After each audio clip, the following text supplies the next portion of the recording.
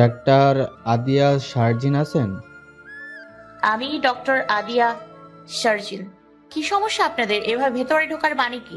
কারা আপনারা? আমাদের সাথে আপনাকে যেতে হবে। আপনার বিরুদ্ধে অ্যারেস্ট ওয়ারেন্ট আছে আমাদের কাছে।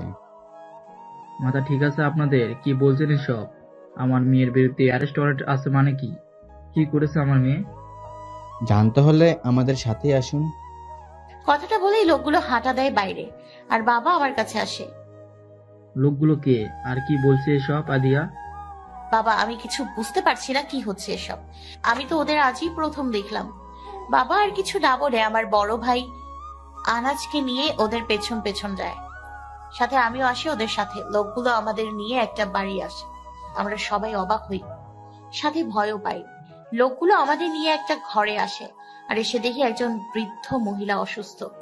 তার পাশে একটা ছেলে মহিলার হাত ধরে কি যেন বলছে। স্যার, ডাক্তার নিয়ে এসেছি। ছেলেটা আবার মুখ তুলে তাকায় আমার দিকে। শ্যামলা বর্ণের ছেলেটা, মায়াবী মুখ, হাইট 6 ফুটের মতো হবে।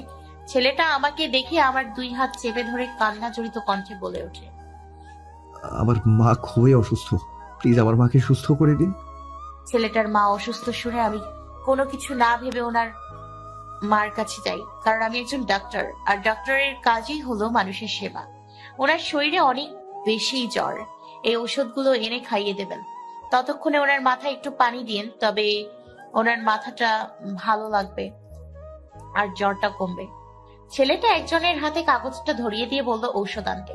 সে চলে যাচ্ছিল, তখন আমি তাকে আটকে প্রশ্ন করে বসি, আমাকে তো অ্যারেস্ট করা হয়েছে, তবে এই বাড়িতে নিয়ে আসার কারণ কি? ওনার মাকে দেখা? ছেলেটা ওই লোকটাকে চলে যেতে বলল, আর আমাকে উদ্দেশ্য করে বলল, মিস, আসলে কোনো ডাক্তার পাচ্ছিলাম না এত রাতে। ডাক্তার তনয়কে ফোন করলে জানায় তিনি হসপিটালে এমার্জেন্সি রোগী দেখছে, আর উনি আপনার নাম জানায়, তাই আপনাকে নিয়ে আসতে ওদের পাঠাই। আর একটা মেয়েকে নিশ্চয়ই কোনো বাবা মা এত রাতে পেশেন্ট দেখার জন্য আসতে দেবে না, তাই এই পদ্ধতি। ওনার কথাগুলো শুনে বাবা আর ভাইয়া হেসে ফেললো। কি টেকনিক রে ভাই! আমি বাবা আর ভাইয়ের থেকে চোখ সরিয়ে ওনাকে বলি, তবে আমরা কি এখন আসতে পারি? না প্লিজ যাবেন না আপনি, মা অসুস্থ, আমি ছেলে মানুষ তেমন কিছু বুঝিও না, আর রাতে কোনো দরকার পড়লে আবার ডাক্তার পাবো কোথায়? তো দয়া করে আপনি কয়েক ঘন্টা এখানেই থেকে যান, সকাল হলেই আমার লোক আপনাকে বাড়িতে পৌঁছে দেবে।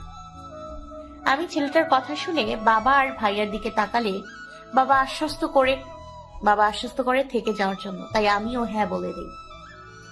সেদিন রাতে আমি, বাবা আর ভাইয়া ওই লোকটার বাড়িতেই ছিলাম।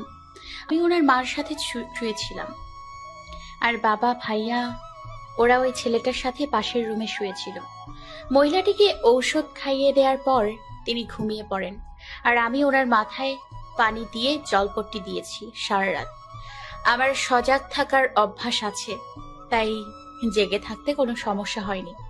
সকালে উনি সজাগ হয় আর ওনার মাথার কাছে আমাকে বসে থাকতে দেখে খুব অবাক হয়। তুমি এখনো যাওনি? এই তো এখনই চলে যাব, সকাল হওয়ার অপেক্ষায় ছিলাম। তা আপনি এখন কেমন আছেন?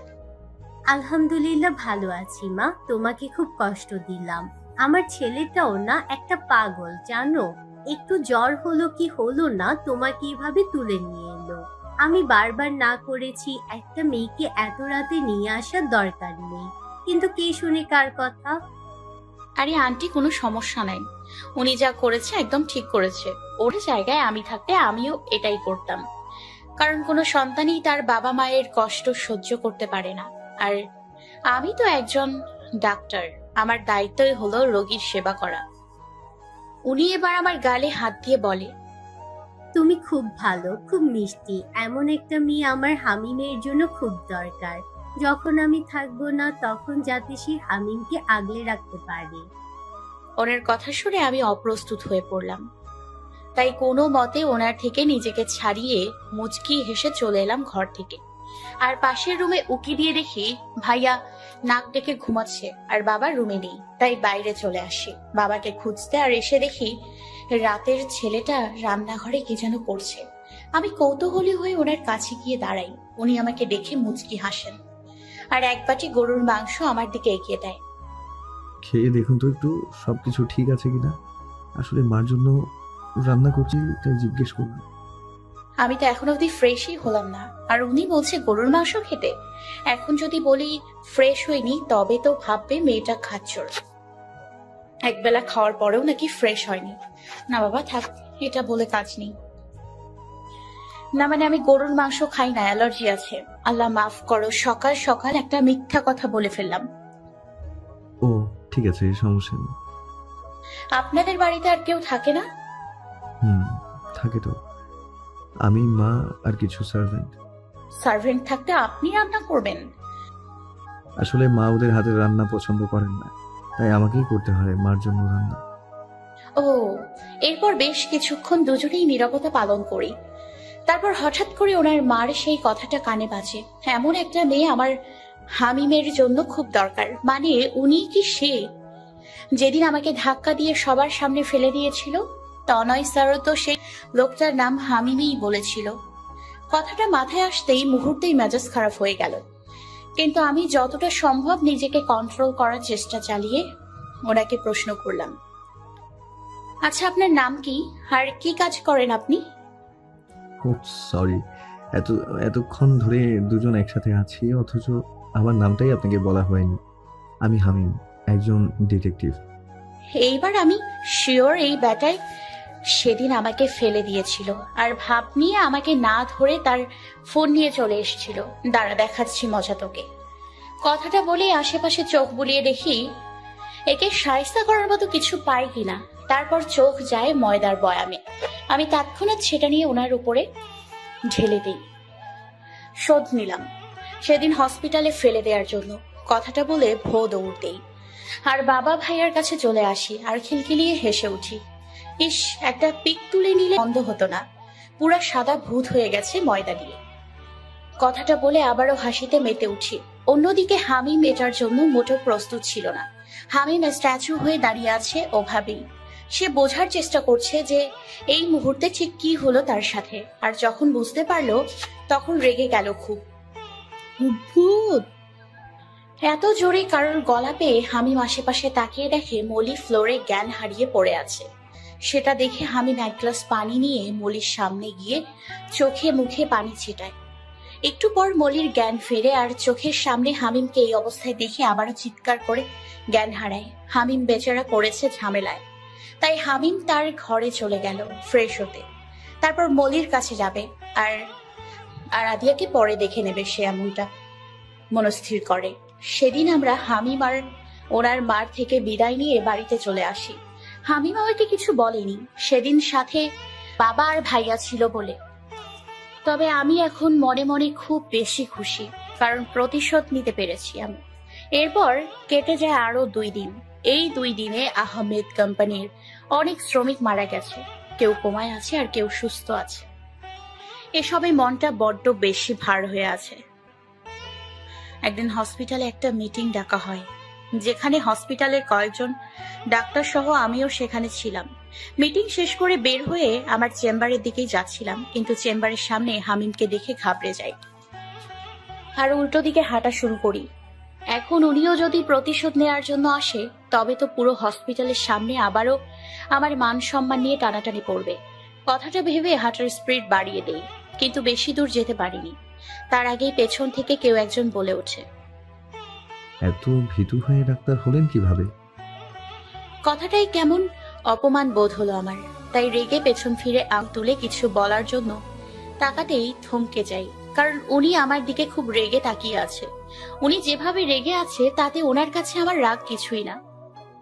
কি সব হাওয়া ফুস? কথা কেন বলছেন না মিস আদিয়া? আপনি যে ভীতু সেটা কি আবার প্রমাণ করার জন্য এভাবে ঘুরিয়ে রয়েছেন? আমি এবার কয়েক পা পিছিয়ে যাই আর রেগে বলি, আপনার মতো ডাইনোসর বজ্জাত বেটাকে ভয় পেতে আমার বইয়েই গেছে।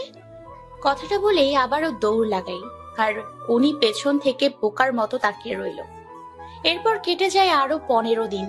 এই কদিনে হামিমের সাথে আমার বহুবার দেখা হয়েছে হসপিটালে।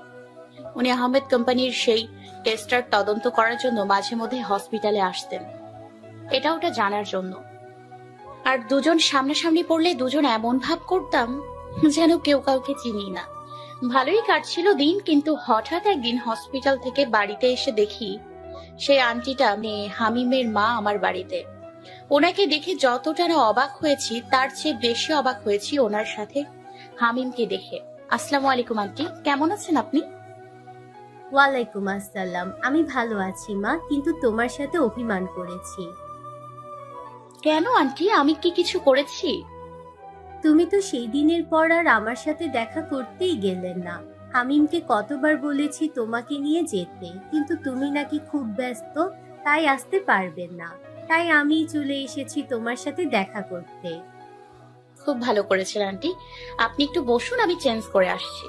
কথাটা বলেই আমি হামিমের দিকে আর চোখে তাকিয়ে একটা ভেঙচি কেটে চলে আসি আর ফ্রেশ হয়ে জামা চেঞ্জ করে নিচে নেমে আসি।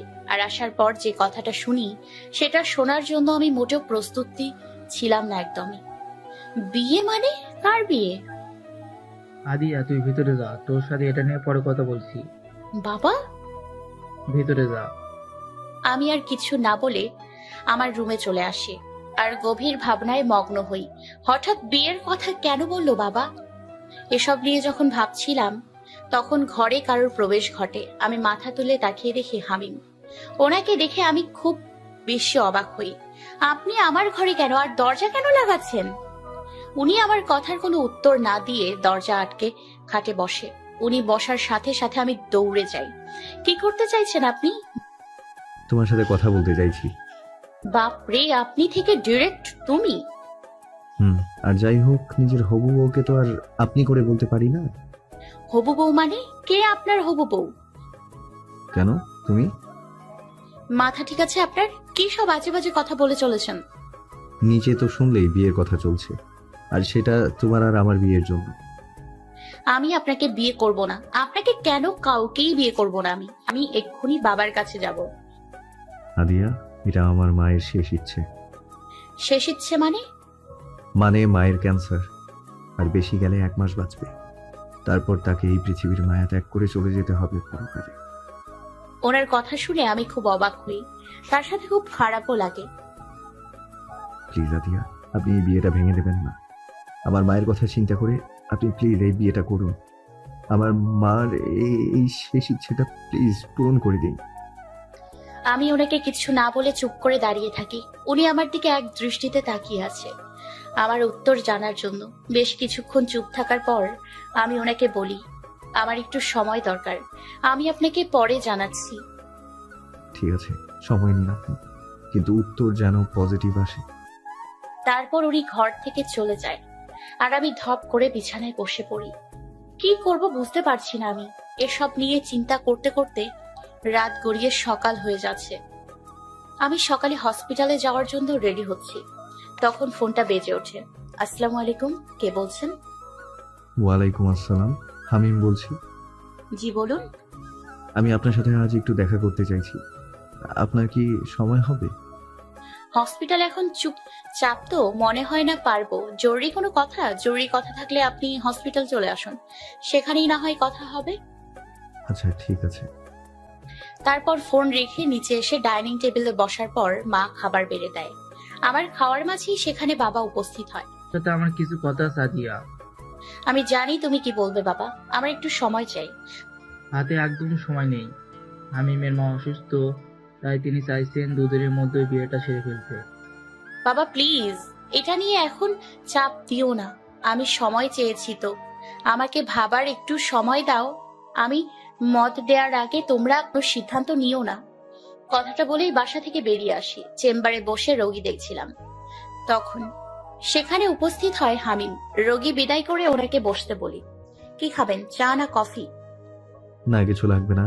আমি এসেছি তোমার সাথে কথা বলতে, তো কথা বলেই চলে যাব। কি লোক রে বাবা, এক সময় তুমি বলে আর এক সময় আপনি বলে। মাথার নাট বোল্ট কি ঢিলা নাকি? যাইছে হোক, এসব নিয়ে কথা বললেই কথা বাড়বে। তার থেকে ভালো শর্টকাটে কথা বলে বিদায় দিই ওনাকে। হ্যাঁ বলুন, কি বলতে চান আপনি? আমার মায়ের হাতে বেশি সময় নেই, তাই উনি চাইছে কাল পরশুর মধ্যেই বিয়েটা হয়ে যায়। বাবা বলেছে আমাকে। আমি জানি তুমি এসবের জন্য প্রস্তুত নও, কিন্তু তারপরও আমি স্বার্থপরের মতো আমার মার শেষ ইচ্ছাটা পূরণ করার জন্য তোমার কাছে অনুরোধ করছি, রাজি হয়ে যাও। আমার মা তোমাকে দেখে মনে করেছে তুমি সঠিক আমার জন্য। তুমি পারবে সারা জীবন আমার হাত ধরে একসাথে চলতে।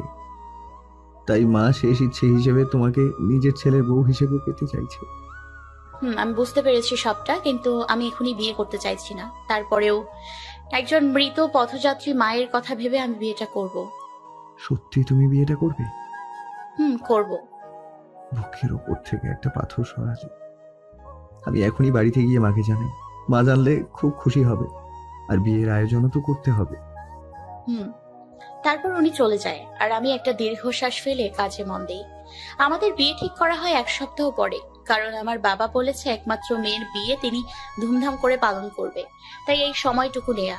এর মাঝে সবকিছু ঠিকই চলছিল, কিন্তু একদিন হঠাৎ করে ওনার মা খুব অসুস্থ হয়ে পড়েন, আর ওনাকে হসপিটালে নিয়ে যাওয়ার পর ডক্টর জানায় ওনার হাতে আর বেশি সময় নেই, যে কোনো সময় যা খুশি হতে পারে। আর তখন হামিমের মা আমার বাবাকে ডেকে পাঠায় ওনার কেবিনে।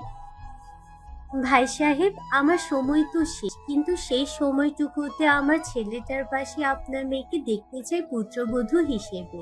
আপনি প্লিজ আমার এই ইচ্ছাটা পূরণ করুন, নয়তো মরেও শান্তি পাবো না। আপা, আপনি এভাবে বলবেন না। আমি এখনই ওদের বিয়ের ব্যবস্থা করছি। অতঃপর আমাদের সেদিনই বিয়ে হয়ে যায় পারিবারিকভাবে। তার পরের দিনই ওনার মা মারা যায়। উনি খুব ভেঙে পড়েন, আমাকে জড়িয়ে ধরে সেদিন হাউমাউ করে কেঁদেছিলেন, কিন্তু সেখানে কোথাও তখন নীলাপুর ছায়াও দেখিনি। ওনার মৃত্যুর খবর শুনেও আসেননি আপু। এতে আমি খুব অবাক হই, কিন্তু পরে জানতে পারি আপু দেশের বাইরে ছিলেন, তাই আসতে পারেননি। এভাবে কেটে যায় আর কয়েকটা দিন। আমাদের বিয়ের 17 দিন চলছে এখন। হামিম এখন আমাদের বাড়িতেই থাকে, তবে উনি এক রুমে আর আমি আরেক রুমে। বাবা হামিমকে একা কিছুতেই ওই বাড়িতে থাকতে দেবেন না, তাই এখানে রেখে দেয়। আমি মাঝে মধ্যে হসপিটাল থেকে ওনার রুমে গেলে আমার সাথে কথা বলতো খুব স্বাভাবিকভাবেই, আবার উনিও আমার সাথে কথা বলার জন্য আমার রুমে যেতেন, আর বাড়ির কারোর সাথেই তেমন কথা বলতেন না। একদিন হসপিটাল থেকে বাড়িতে এসে ফ্রেশ হয়ে ওনার রুমে যাওয়ার সময় শুনতে পাই উনি কারোর সাথে ফোনে কথা বলছেন। কেসটা অ্যাক্সিডেন্ট কেস হিসেবে চালিয়ে দাও, আর আহমেদ কোম্পানির যে সকল শ্রমিক মারা গেছে, কোমায় আছে, তাদের পরিবারের সাথে কথা বলো যে তাদের প্রত্যেককে 2 লক্ষ করে টাকা দেওয়া হবে ক্ষতিপূরণ হিসেবে। আমি যেটা বলেছি সেটাই হবে, আর যা প্রমাণ আছে সব নষ্ট করে দাও। কথাগুলো শুনে আমার দুনিয়া থমকে যায়। এতগুলো মানুষের মৃত্যু উনি টাকা দিয়ে সব ঠিক করতে চাইছেন? কত টাকা ঘুষ দিয়েছে আহমেদ কোম্পানির মালিক আপনাকে? ঘরে ঢুকতে ঢুকতে কথাটা বলি আমি, আর উনি অবাক চোখে আমার দিকে তাকায়। কি বলছো এসব? ঘুষ দিয়েছে মানে? এইমাত্র তো বললেন সেদিনের আহমেদ কোম্পানিতে ঘটা সেই ঘটনাকে অ্যাক্সিডেন্ট কেস হিসেবে চালিয়ে দিতে আর সব প্রমাণ নষ্ট করে দিতে। আমার কথা? চুপ, একদম চুপ। আমি আপনার সাথে কোনো কথা বলতে চাই না। আপনি খুব খারাপ একটা মানুষ, চলে যান এখান থেকে। আমি আপনার মুখ দ্বিতীয়বার দেখতে চাই না। আমি আপনার নামে পুলিশ কেস করব, আর সেই সব শ্রমিকদের ন্যায় পাইয়েই ছাড়বো। আমি গেলে আমার সাথে তুমিও যাবে এই বাড়ি থেকে, কারণ তুমি আমার স্ত্রী। মানি না আমি এই বিয়ে, আর না মানি আপনাকে স্বামী হিসেবে, আর আমি আপনার সাথে কোথাও যাব না। চলে যান এখান থেকে। বেশি বাড়াবাড়ি করছো কিন্তু তুমি। আমার রাগ উঠিও না, চুপচাপ আমার সাথে চলো। আমার হাত ধরতে গেলে আমি পেছনে সরে দাঁড়াই, আর রেগে চিৎকার করে বলি, আপনার মতো স্বার্থপর মানুষের সাথে আমি কোথাও যাব না। বেরিয়ে যান এই বাড়ি থেকে, নয়তো আমি পুলিশ ডাকবো। তুমি কিন্তু। চলে যান এখান থেকে। বেশ, চলে যাব, তবে মনে রেখো আমার দরজায় তোমার আসতেই হবে। তারপর উনি আমাকে আর কিছু না বলে বেরিয়ে যান ঘর থেকে, আর আমি কান্নায় ভেঙে পড়ি। ভাবতেও অবাক লাগছে, আমার স্বামী একজন অসৎ ব্যক্তি এগুলো মানুষের মৃত্যুর ক্ষতিপূরণ দিয়ে কেসটা ধামাচাপা দিতে চাইছে। না, আমি এটা হতে দিব না। আমি ওদের ন্যায় পাইয়ে ছাড়বো, এমনটা মনস্থির করে আমি পুলিশের কাছে যাই, কিন্তু তারা পরিষ্কার করে জানিয়ে দেয় তারা এই কেসটা নেবে না। এসব নিয়ে কয়েকদিন খুব চেষ্টা করি, কিন্তু কোনো লাভ হয় না। তনয় স্যারকেও আমি আগেই সবটা জানিয়েছিলাম, উনি সবটা জানে। উনিও কম চেষ্টা করেনি, কিন্তু ফল শূন্য। একদিন ওনার সাথে কথা বলছিলাম কিভাবে সেই শ্রমিকদের ন্যায় পাইয়ে দিব, অপরাধীদের শাস্তি দিব। তখন সেখানে উপস্থিত হয় হামিম। হামিমকে দেখে আমি খুব অবাক হই। তখন, আপনি এখানে কেন এসেছেন? আপনাকে বলেছি না আমি আপনার মুখ দ্বিতীয়বার আমি দেখতে চাই না? তারপরেও কেন এসেছেন এখানে আপনি? উনি আমার কথা শুনে মুচকি হেসে বলে ওঠে, কি কোনো কিছু করতে পারলে না তো?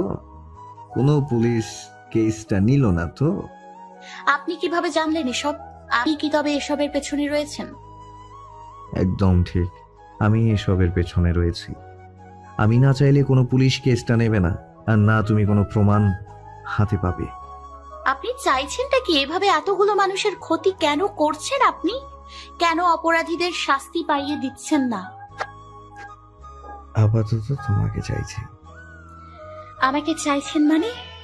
মানে হলো আমি চাইছি তুমি বউ সাজে আমার সাথে আমার বাড়িতে যাবে, এবং আজ থেকে সেটাই হবে তোমার নিজ বাড়ি। আমি যাব না আপনার সাথে, আর খুব শীঘ্রই আপনি ডিভোর্স পেপার পেয়ে যাবেন। তুমি যদি আমার সাথে যাও তবে 1 মাসের মধ্যে তোমাকে আমি সমস্ত প্রমাণ হাতে দেব। কে, কেন, কিভাবে ওই শ্রমিকদের সাথে অমন করেছে সেসব তোমার হাতে পেয়ে যাবে। তবে তোমাকে কথা দিতে হবে তুমি আমার বাড়িতেই থাকবে নিজ ইচ্ছেতে। আমি কিছুক্ষণ এক মনে ভেবে উত্তর দিই, ঠিক আছে যাব আমি, তবে আজ নয়, কয়েকদিন পর। ঠিক আছে, সমস্যা নেই, তবে চালাকি করতে যেও না। তারপর উনি চলে আসে সেদিন, আর আমি নিজের মনের সাথে যুদ্ধ করে যাওয়ার জন্য প্রস্তুত হই। 1 মাসের ব্যাপার, সেটা দেখতে দেখতেই চলে যাবে। প্রমাণগুলো হাতে পেলেই আমি চলে আসব। আমার এই কাজে অনেকগুলো মানুষ ন্যায় পেয়ে যাবে, এমনটা ভেবে আমি রাজি হই। ওনার বাসায় যাব। কয়েকদিন পর উনি আমার জন্য বউ সাজার জন্য শাড়ি গহনা পাঠায়, যেগুলো পরে ওনার বাড়িতে যেতে বলেছে আমাকে। আর এখান থেকে কোনো জামা কাপড় কসমেটিক্স নিতেও বারণ করেছে। আমিও তার পাঠানো শাড়ি গহনা দিয়ে তৈরি হয়ে নিই। আমার পরিবার কিছুতেই জানতো না যে আমার আর হামিমের মধ্যে সমস্যা ছিল, তাই যেতেও কোনো সমস্যা হয়নি। বাড়ি থেকে নিচে এসে দেখি উনি গাড়ি নিয়ে দাঁড়িয়ে আছে। আমি বাবা মা আর ভাইয়ের থেকে বিদায় নিয়ে ওনার পাশে বসে পড়ি। উনি আমার দিকে কিছুক্ষণ তাকিয়ে থেকে ড্রাইভারকে গাড়ি চালাতে বলেন। তারপর সেদিন ওনার বাড়িতে ঢোকার পর একটা মেয়েকে দেখতে পাই। উনি তখন ওই মেয়েটাকে দেখে আমাকে জ্বলন্ত কয়লার উপর দিয়ে হাঁটার জন্য বলে ওঠে। কথাটা শুনে খুব অবাক হয়েছিলাম, কারণ আমাদের মধ্যে তেমন কিছু হয়নি যে স্ত্রী হিসেবে মেনে নেবেন না। উল্টো উনি জোর করে আমাকে এখানে নিয়ে এসছে। পরে ওদের কথাতে বুঝতে পারি মেয়েটা ওনার বড় বোন। আর সেদিন ওনার বড় বোন বলেছিলেন ওনার বাবা মা ছোট থাকতে মারা গিয়েছিল, তবে সে মহিলাকে যে কয়েকদিন আগে মারা গেল। এমন নানা প্রশ্ন এখনো আমার মাথায় ঘোরে। তারপরেও আমি ওই মানুষগুলোকে ন্যায় পাইয়ে দেওয়ার জন্য কয়লার উপর দিয়ে হেঁটে যেতে চেয়েছি। 1 পা দিয়েছিলামও, তারপর কি হয় মনে নেই। তবে জ্ঞান ফেরার পর পায়ে কোনো পোড়া দাগ দেখিনি। সেটাও আমার কাছে একটা রহস্য। আর সেদিন রাতে আমি ওনার ল্যাপটপটা শাড়ি পরার জন্য নেইনি। ওনার ল্যাপটপে ওই শ্রমিকদের দুর্ঘটনার প্রমাণ থাকতে পারে সেটা ভেবে নিয়েছিলাম, যাতে প্রমাণগুলো হাতে চলে আসে সেদিনই। কিন্তু কপাল খারাপ, তাই ল্যাপটপ ভেঙে চুরমার হয়ে গেছে। অতীতের কথা ভাবতে ভাবতে কখন ঘুমিয়ে পড়ি মনে নেই, কিন্তু হঠাৎ গালে কারোর হাতের স্পর্শ পেয়ে কেঁপে উঠি। আদিয়া, ওঠো, খাবার এনেছি, খাবে, চলো। হামিমের গলার স্বর পেয়ে আমি ঘুম থেকে লাফিয়ে উঠি। উনি সেটা দেখে মুচকি হাসে। খাবার নিয়ে চলে যান, খাবো না আমি। মায়ের খেতে না চাইলে চুপচাপ খেয়ে নাও। খাবার থেকে মায়ের খাওয়াই ভালো, কারণ এত এত প্রশ্ন মাথায় নিয়ে আমি খেতে পারবো না। কি প্রশ্ন জেগেছে তোমার মনে? বললেই তো আর উত্তর দেবেন না, তো বলেও লাভ নেই। বলতেও তো পারি, তুমি বলেই দেখো না। সত্যি বলবেন? বলবো, তবে সেসব উত্তর দেওয়ার মতো হলে শুধু 2টা প্রশ্নের উত্তর দেব। উত্তর দেওয়ার মতো? আর আপনার কাছে সব উত্তর আছে। বেশ, তো বলো কি প্রশ্ন আছে, আর খাবারটা মুখে নিয়ে নাও। উনি আমার মুখের সামনে খাবার ধরে কথাটা বলে। আমিও কিছু না ভেবে ওনার হাত থেকেই খেতে শুরু করি, আর খেতে খেতেই ওনাকে প্রশ্ন করে উঠি, আপনার মা তো কয়েকদিন আগে মারা গেল, তবে সেদিন নীলা আপু কেন বলল? বাবা মা মারা যাওয়ার পর ছোট থেকে উনি আপনাকে বড় করেছে। উনি হঠাৎ আমাকে খাইয়ে দেয়া বন্ধ করে এক দৃষ্টিতে আমার দিকে তাকিয়ে রইল। আমি ওই দৃষ্টির মানে বুঝলাম না, তবে বেশ কিছুক্ষণ পর উনি বলে উঠল, কয়েকদিন আগে যিনি মারা গেছে উনি আমার মা নন। ওনাকে আমি বৃদ্ধাশ্রম থেকে নিয়ে এসে মায়ের আসনে বসিয়েছি 2 বছর আগে। ছোট থাকতে মা বাবা মারা যান, প্রথম বাবা তারপর মা। আমার মাকে আমি বড্ড বেশি ভালোবাসতাম। তাই মা মারা যাওয়ার পর মায়ের মৃত্যুটা আমাকে বড্ড বেশি আঘাত করে। তখন নিজেকে বানিয়ে নিতে চেয়েছিলাম, কিন্তু কোনোভাবেই পারছিলাম না। আপু আমাকে খুব ভালোবাসে, আপু আমাকে আগলে রাখতো সবকিছু থেকে, কিন্তু তারপরও আমি নিজেকে মানিয়ে নিতে পারিনি। একদিন একটা কেসের তদন্ত করার জন্য বৃদ্ধাশ্রমে যাই, আর সেখানে গিয়ে ওনাকে দেখে আমার মায়ের কথা মনে পড়ে। খুব মনে হচ্ছিল আমার মা বুঝি এখানেই রয়েছে। আমি প্রায় সময়ই ওখানে যেতাম, গিয়ে দেখা করে আসতাম ওনার সাথে। এভাবে ওনার প্রতি আমার মায়া দিন দিন বাড়তে থাকে। তাই আমি ওনাকে আমার বাড়িতে নিয়ে এসে মায়ের আসনে বসাই। আর এসব কিছুতে আপুর আপত্তি ছিল, তাই উনি মারা যাওয়ার পরও ওনাকে দেখতে আসেননি। উনি কথাগুলো বলার সময় চোখে পানি টলমল করছিল, আমারও চোখের কোণে পানি জমেছে। উনি নিজেকে সামলে আমার মুখের সামনে খাবার ধরে, আমি ওনার দিকে তাকিয়ে খাবারটা খেয়ে নিই চুপচাপ। আর একটা প্রশ্ন করতে পারবে? তাড়াতাড়ি করো, নয়তো আর উত্তর পাবে না। আমি ওনার কথা শুনে ভুলেই গিয়েছিলাম যে 2টা প্রশ্ন করতে পারবো। আমার এই কথাটা শোনার পর ওনার চোখ মুখের রং আবারও পাল্টে যায়, চোখ মুখ শক্ত করে বলে ওঠে, এই প্রশ্ন বাদ দিয়ে অন্য কোনো প্রশ্ন করো। আপনি না বললেন 2টা প্রশ্নের উত্তর দেবেন, তো দিন না উত্তর, এমন কেন করছেন বলুন তো? 2টা প্রশ্নের উত্তর যদি দেওয়ার মতো হয় তবে দিব বলেছি, আর এটা উত্তর দেওয়ার মতো প্রশ্ন নয়, তো অন্য প্রশ্ন করো। বুঝতে পারলাম উনি এই প্রশ্নের উত্তর দেবে না, তাই অন্য প্রশ্ন করাই ভালো। তাতে করে একটা রহস্য ভেদ তো করতে পারবো, আর নয়তো এভাবেই রহস্যের মায়া জালে ঝুলে থাকতে হবে আমাকে। কি ভাবছো? না মানে ভাবছিলাম তখন কিডন্যাপ করে এখানে নিয়ে এসেছিলেন কেন? ওই বাড়িতে আপু আর দুলাভাই এসেছে, তাই এখানে নিয়ে এসেছি। তোমাকে ভালো করে বললে তুমি আসতে না, তাই এভাবে নিয়ে আসা। কিন্তু আমি এখানে থাকলে সমস্যা কি ছিল? অনেক সমস্যা ছিল, যেটা এখন তোমাকে বলা যাবে না, তাই চুপচাপ এভাবে শুয়ে পড়ো। আমি আসছি এখন। মানে আপনি আসবেন কেন? বারে, আমার ঘর, আমার বউ, তো আমি আসবো না নাকি? মানে আপনি আমার সাথে এক ঘরে থাকবেন নাকি? বউ থাকতে বউয়ের সাথে থাকবো না তো কি একা একা থাকবো? আর এতদিন বিয়ে করার পরেও একা থেকেছিলাম, কারণ বউ শ্বশুর বাড়িতে ছিল, কিন্তু এখন তো তুমি আমার বাড়িতেই। আর গত রাতে একা শুতে দিয়েছি বলে যে আজও একা শুতে দিব, এতটাও ভালো নই আমি। আমি আজ তোমার সাথেই থাকবো, আর তুমি থাকবে আমার বুকে। না না না, আমি ঘুমাবো না আপনার সাথে। আস্তে চিল্লাও, কানের পর্দা ফেটে যাবার উপক্রম। আমি শুবো না আপনার সাথে, চলে যান এখান থেকে। তোমার শুতে হবে না, আমিই শুবো তোমার সাথে। কথাটা বলে উনি ঘর থেকে চলে যায়, আর আমি তাড়াতাড়ি বিছানা থেকে উঠে দরজা গিয়ে দিই, আর হাঁফ ছেড়ে নিশ্চিন্ত মনে হাত পা ছাড়িয়ে শুয়ে পড়ি।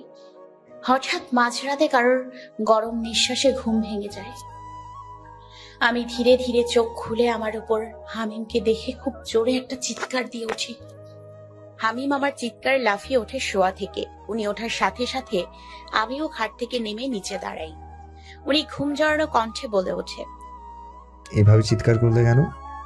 আমি ওনার কথার কোনো উত্তর না দিয়ে দরজার দিকে তাকিয়ে দেখি দরজা লাগানো। দরজা তো আমি তখন ভালো করেই লাগিয়েছি, তারপরে উনি ভেতরে আসলো কিভাবে? কি হলো, এভাবে চুপ করে দাঁড়িয়ে আছো কেন? বলবা তো কেন ভাবে চিৎকার করলে? আপনি এখানে কিভাবে এলেন? উড়ে এসেছি। মজা করছেন নাকি সত্যি? দেখুন, মজা করলে একদম মজা করবেন না বলে দিলাম। সত্যি করে করে বলুন, আপনি মানুষ না জিন? আমার শেষের কথাটা শুনে উনি বড় বড় চোখ করে তাকায় আমার দিকে। উনি আমার কথায় এতটাই অবাক হয়েছে, চোখ যেন বেরিয়ে আসবে। আমি আপনাকে ভয় পাই না একদমই। তাড়াতাড়ি বলুন আপনি কে, কিভাবে এই ঘরে এলেন, নয়তো ভালো হবে না। একটা থাপ্পড় দিয়ে না সব দাঁত ফেলে দেবো। যে কটা দাঁত পোকা খাইছে সেসব দাঁতও পড়ে যাবে থাপ্পড় দিলে। ওনার কথা শুনে আমার হাত আপনা আপনি বাম গালে চলে যায়। যা বাবা, এটা উনি জানলো কেমনে? কথা বলার সময়ও তো ওই দাঁতগুলো দেখা যায় না, তবে উনি জানলো কেমনে? আল্লাহ, এটা নিশ্চয়ই কোনো জিন ভূত হবে। আল্লাহ বাঁচাও, ভূত! কথাটা চিৎকার করে বলেই একটা দৌড় দিয়ে জানালার কাছে গিয়ে দরজা খুলি, আর আরেক দৌড়ে একদম নিচে চলে যায়। আর নিচে এসে দেখি আমার সামনে মলি। কিন্তু আমরা তো বাড়িতে না, এটা তো অন্য একটা বাড়ি, এই বাতে মলি এলো কিভাবে? কিন্তু সেসব প্রশ্ন গুরুত্ব না দিয়ে আমি মলিকে জাপটে ধরি।